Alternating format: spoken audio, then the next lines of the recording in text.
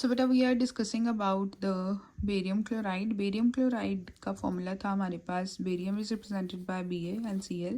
Cross multiply किया with the valency we get the formula that is BaCl2. Similarly we have another formula. We are supposed to write the another formula that is hydrogen sulfide. Firstly we are supposed to write the symbol. The symbol of hydrogen is H and the symbol of sulfide is S.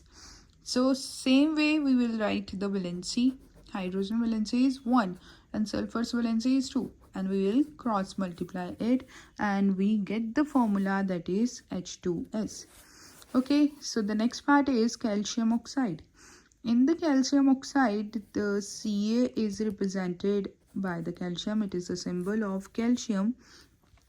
Okay, and oxide is oxygen.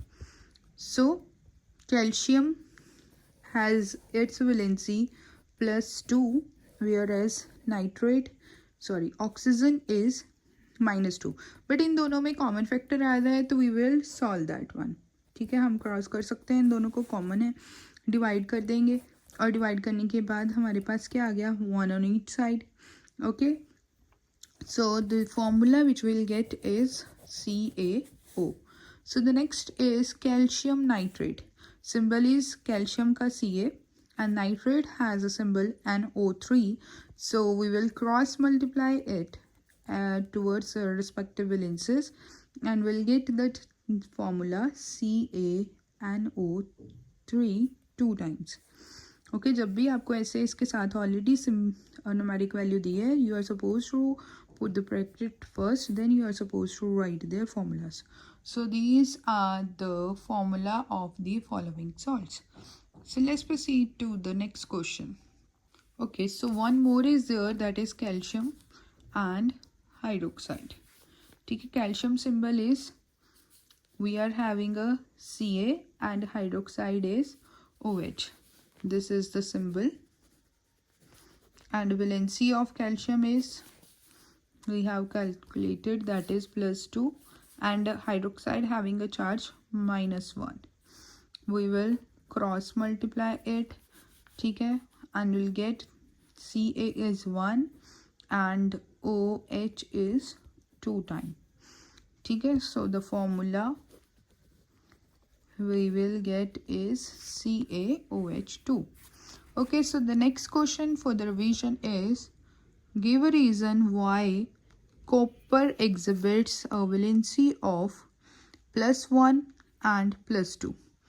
ठीक है, अब आपको reason बताना है कि जो copper है वो दो वैलेंसेस में कैसे एग्जिस्ट कर सकती है. ठीक है, सो बेटा वैलेंसी इज़ नॉट फिक्स्ड. कुछ एलिमेंट्स ऐसे हैं, सर्टेन एलिमेंट्स ऐसे भी होते हैं, कुछ एलिमेंट्स ऐसे होते हैं जो वेरिएबल वैलेंसी शो करते हैं. For example, what is variable valency?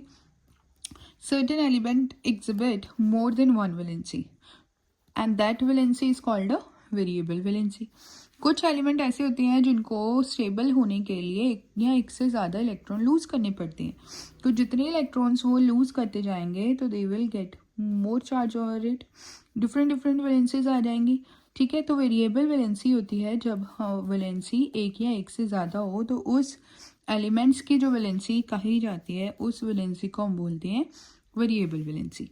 ठीक है, एग्जाम्पल दिए कि कौन से ऐसे एलिमेंट्स है. One of the example is copper. Copper exist in +1 and +2 state. ठीक है, जैसे मैंने अभी क्वेश्चन में बताया आपको कि कॉपर जो है वो दो एक स्टेट्स में क्यों एग्जिस्ट करती है. ठीक है, आपको आंसर बताना है. या फेरस आ सकता है, फेरस Fe2 पॉजिटिव और Fe3 positive.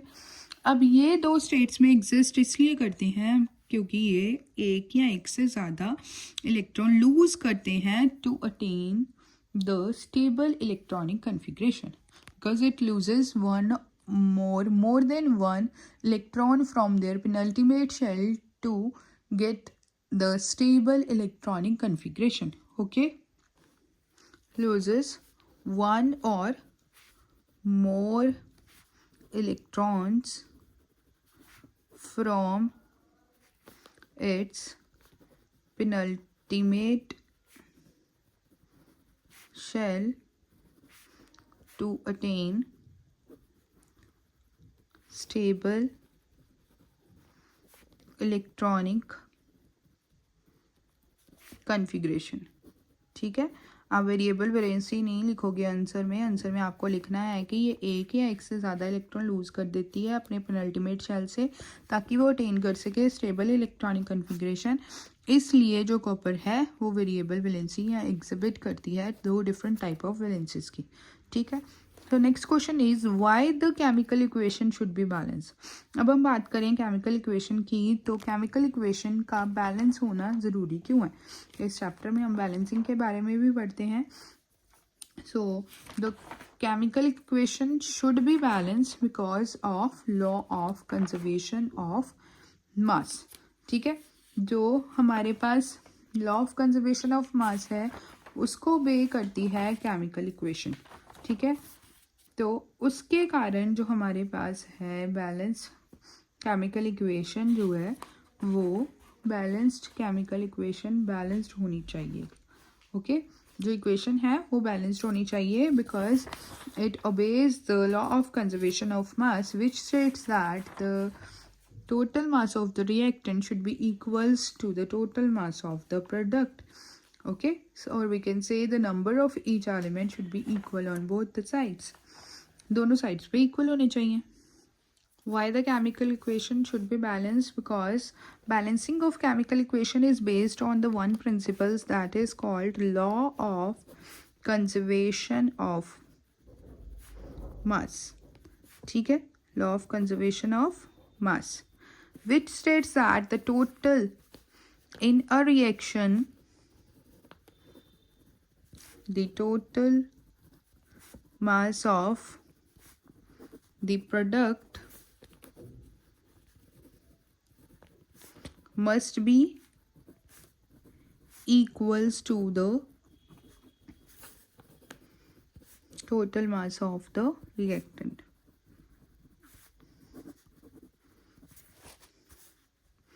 Okay, so that's why the chemical equation should be balanced. जो एक chemical equation है वो इसलिए balance होनी चाहिए. You can refer to the page number 17 on your book. Balancing of chemical equation for based on the principle law of conservation of mass in a reaction which states that total mass of the product must be equals to the total mass of the reactant. इसके कारण जो हमारे पास chemical equation है वो balance होना चाहिए. अगर आप ये की पॉइंट नहीं लिख रहे हो law of conservation of mass, you are not suppose to get any marks. Okay, so you must write that it is due to law of conservation of mass. But the next question is an element X shows variable valencies 3 and 5. What will be the formula of its oxide? कोई element X है जिसकी variable valency आपको given है 3 and 5, तो उसका formula क्या होगा. ठीक है, अभी हमने किया है उसके ऑक्साइड्स का फॉर्मूला क्या होगा. तो हमें इसके लिए अगेन सिंबल एक पार्ट मैं करूँगी, बाकी आप खुद करेंगे. ठीक है, वैलेंसी एक हमारे पास होगा ऑक्साइड. ठीक है, फर्स्ट के केस में उसने बोला है कि वेरिएबल वैलेंसी शो कर रहा है, नॉट वन वैलेंसी. फर्स्ट हम थर्ड के साथ करेंगे. एक टाइम पे हम वैलेंसी लेंगे एक्स की 3 as like I am taking over here, and oxygen atomic number is 8 है, तो वैलेंसी क्या होगी atomic number 8, so 2 and 6, so its valency is 2. ठीक है, सो वैलेंसी 2 होने के कारण हम इसको क्रॉस मल्टीप्लाई करेंगे, will get the formula that is X2O3. Okay, cross multiply करने पे हमारे पास जो फॉर्मूला आ गया that will get X2O3. So this is the one. In the another case you are taking the valency 5, आपको 5 लेनी है और उसमें फॉर्मूला ऑक्साइड का बताना है. सेम वे से आप X लोगे, ऑक्सीजन लोगे, बट यहाँ पे वेरिएबल वैलेंसी अब क्या ले लोगे 5, तो हमारे पास फॉर्मूला क्या आ जाएगा X2O5. ठीक है, ये आपको करनी है और you must practice the questions related to the formulas which is given on the page number which is given on the page number 14, ठीक है, of your book.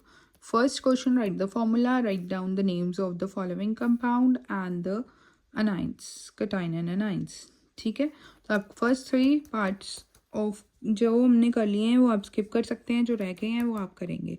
ठीक है, बाकी आपको इसके ये तीनों पोर्शंस प्रैक्टिस करनी है और राइट करनी है अपनी होमवर्क नोटबुक्स में. So it's time for the feedback. So what is the balanced equation? So what is valency? Valency क्या है? What is valency? Why should the chemical equations be balanced? Give a reason why. Give a reason why copper exhibit a variable valency of +1 and +2. So what is variable valency? What is the difference between variable valency and valencies? So we are going to continue this chapter tomorrow also.